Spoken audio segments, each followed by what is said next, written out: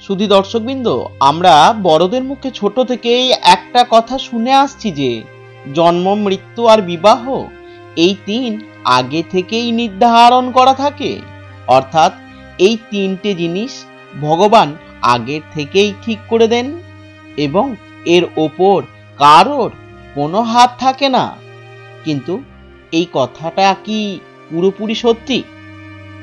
আমাদের অনেকের অনেক সময় মনে একটা চিন্তা আসে যে যদি সবকিছুই আগে থেকে ঠিক করা থাকে, তাহলে ধর্মকর্ম, পূজা, প্রার্থনা এইসবের কি কোনো অর্থ আছে? এই বিষয়ে আসল সত্যটা কি সেটা ভগবান শ্রীকৃষ্ণ স্বয়ং বলেছেন। তাহলে চলুন দেরি না করে জেনে নেওয়া যাক ভগবান শ্রীকৃষ্ণের এক পরম ভক্তের কাহিনী, যার কুষ্ঠিতে মৃত্যু যোগ ছিল।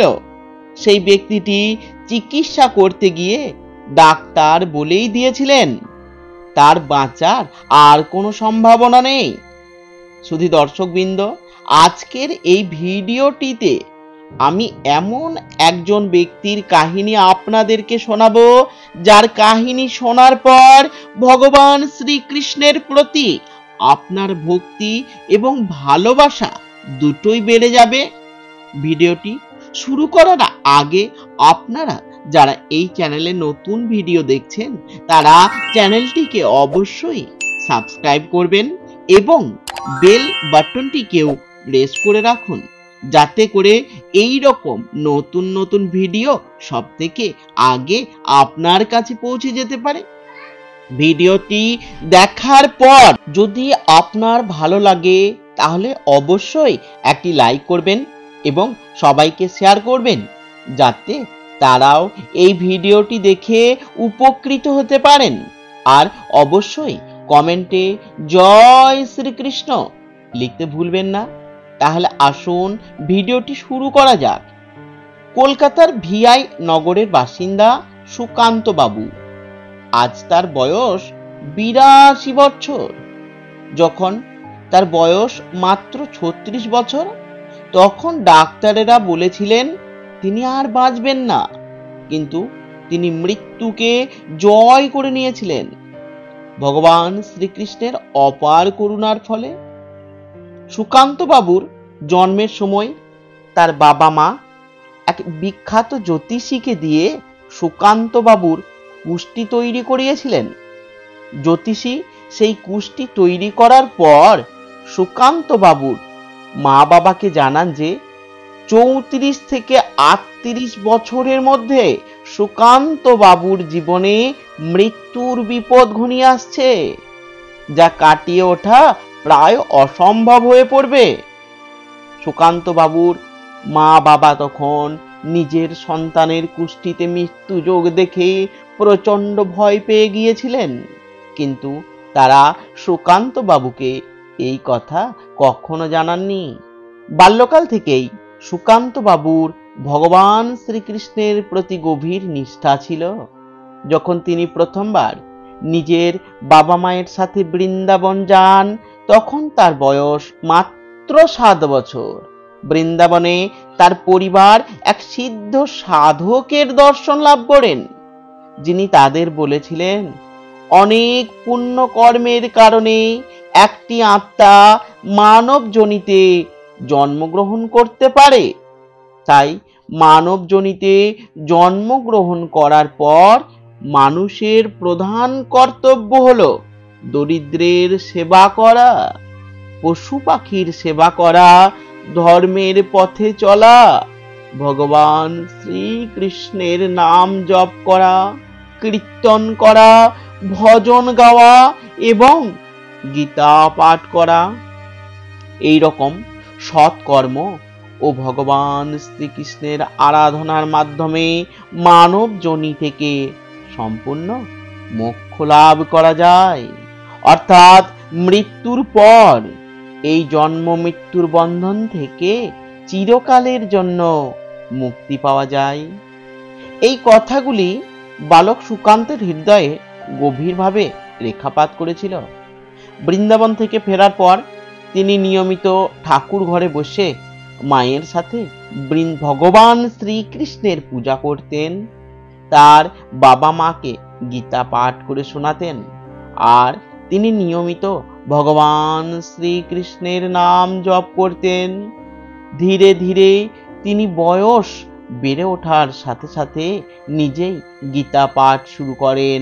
মন্দিরে যাওয়া, পুজো দেওয়া, ভগবান শ্রীকৃষ্ণের ভজন কীর্তন করা, ভিক্ষুকদের অন্নদান করা তার দৈনন্দিন জীবনের প্রধান কর্তব্য হয়ে উঠল। ছোট থেকেই সুকান্ত বাবু অত্যন্ত মেধাবী ছাত্র ছিলেন। মাত্র 27 বছর বয়সে সুকান্ত বাবু প্রথম চেষ্টাতেই ইন্ডিয়ান ডিফেন্স অ্যাকাউন্ট ডিপার্টমেন্টে একটি চাকরি পেয়ে গেলেন। ছেলের এত বড় চাকরি পাওয়ার সংবাদ যখন তার বাবা মা পেলেন, তাদের আর বুঝতে বাকি রইল না যে ভগবান শ্রীকৃষ্ণের আশীর্বাদে তাদের ছেলে এত বড় একটি চাকরি পেয়েছে। এত বড় দায়িত্ব পাওয়া সত্ত্বেও সুকান্ত বাবু রোজ সকালে স্নান করে শুদ্ধ পোশাক পরিধান করে নিয়মিত মন্দিরে যেতেন, দরিদ্রদের সেবা করতেন এবং প্রতিদিন অফিসে নিজের দায়িত্ব পালন করার আগে গীতা পাঠ করা তার নিত্য নৈমিত্তিক কাজ ছিল। ভগবান শ্রীকৃষ্ণের প্রতি এমন ভক্তি দেখে তার সহকর্মীরা সবাই বিস্ময়ে হতবাক হয়ে যেতেন। বছরে একবার ছুটি নিয়ে তিনি মা বাবার সঙ্গে অবশ্যই বৃন্দাবন যেতেন। সেখানে ভগবান শ্রীকৃষ্ণের পূজা দিতেন, ভজন কীর্তন শুনতেন এবং সেই সিদ্ধ সাধকদের সঙ্গে দেখা করে তার মুখে ভগবান কৃষ্ণের লীলা কাহিনী শুনতেন। এত বড় চাকুরি পাওয়া সত্ত্বেও তিনি জীবনে কখনো লোভ করেননি, কখনো অহংকার করেননি। যখন তার 32 বছর বয়স হলো, তখন তিনি নিয়মিত মন্দিরে গিয়ে ঠাকুর ঘরের পুজো দেওয়া শুরু করলেন। তার মা বাবার তখন একটু বয়স হয়ে গিয়েছে, তাই তিনি তাদের গীতা পাঠ করে শোনাতেন। কিছুদিন পর সুকান্ত বাবু বিবাহ বন্ধনে আবদ্ধ হলেন। তিনি এক কৃষ্ণ ভক্ত নারীকে বিবাহ করলেন। এইভাবেই সুখে তার দিন কেটে যাচ্ছিল। 4 বছর এইভাবে কাটানোর পর একদিন মধ্যরাত্রে তিনি খুব অসুস্থ বোধ করলেন। তার অসুস্থতা যখন খুব বেড়ে গেল, তখন তার মা বাবা এবং স্ত্রী কিছুই বুঝে উঠতে পারছিলেন না। তখন সুকান্ত বাবুর মা বাবার হঠাৎ মনে পড়ল সেই কুষ্ঠিতে লেখা ভয়ঙ্কর মৃত্যুযোগের কথা।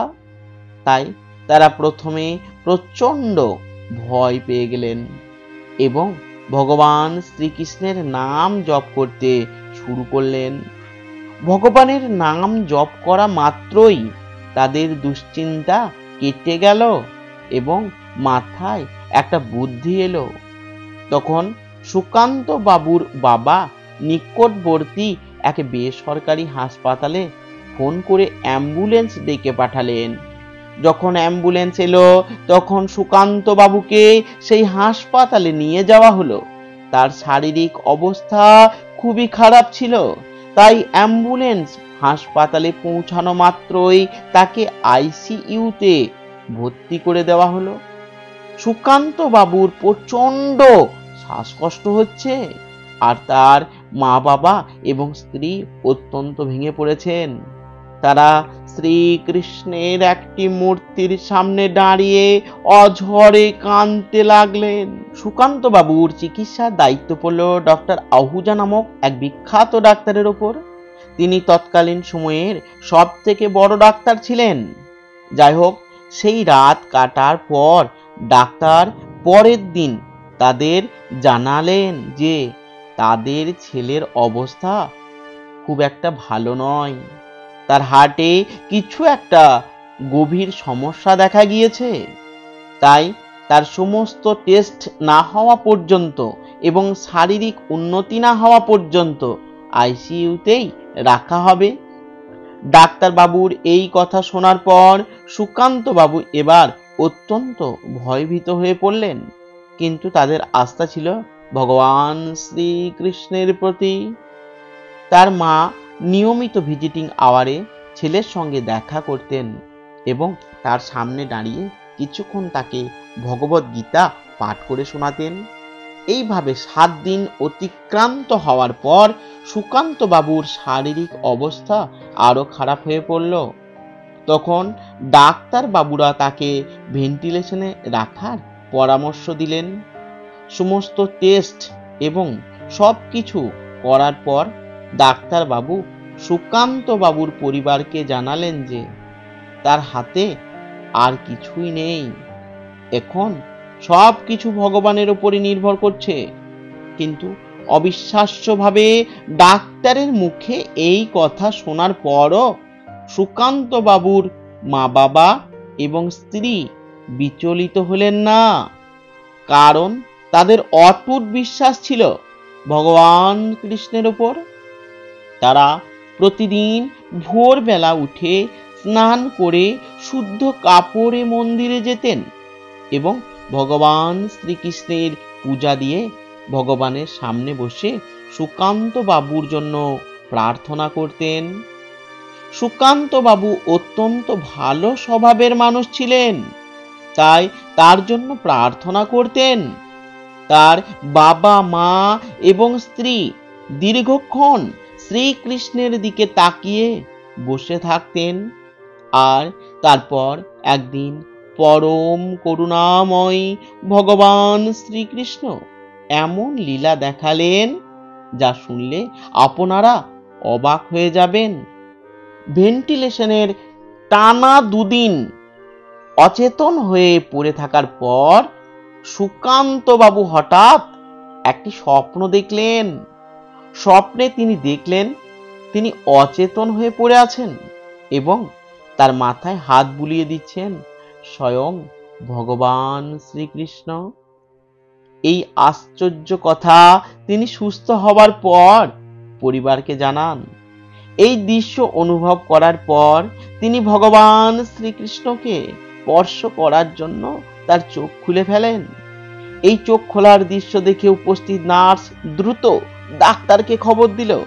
ডাক্তার এসে সুকান্ত বাবুকে দেখেই খুবই অবাক হলেন, কারণ সুকান্ত বাবুর সেই অবস্থায় চেতনা ফিরে পাওয়ার কোনো সম্ভাবনাই ছিল না। ডাক্তাররা দেখেন সুকান্ত বাবু অচেতন অবস্থায় নিজের চারপাশে কিছু একটা দেখার চেষ্টা করছেন। সঙ্গে সঙ্গে তার পরীক্ষা করা হলো এবং সমস্ত কিছুই টেস্ট করে জানা গেল যে সুকান্ত বাবুর শরীর আগে থেকে অনেকটাই সুস্থ।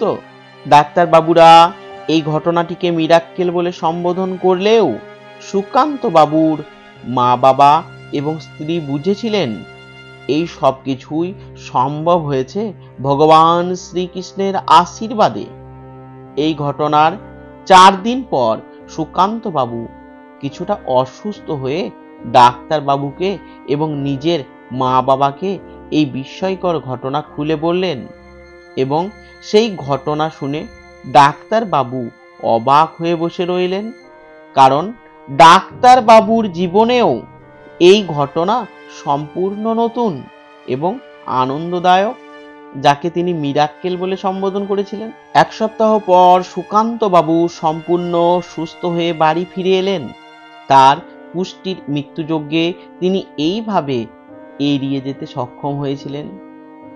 সুকান্ত বাবুর মা বাবা পরলোক গমন করলেও তিনি আজও জীবিত আছেন এবং তার স্ত্রীর সাথে এই 82 বছর বয়সেও ভিআইপি নগরে বাড়িতে অত্যন্ত আনন্দের সঙ্গে জীবন কাটাচ্ছেন।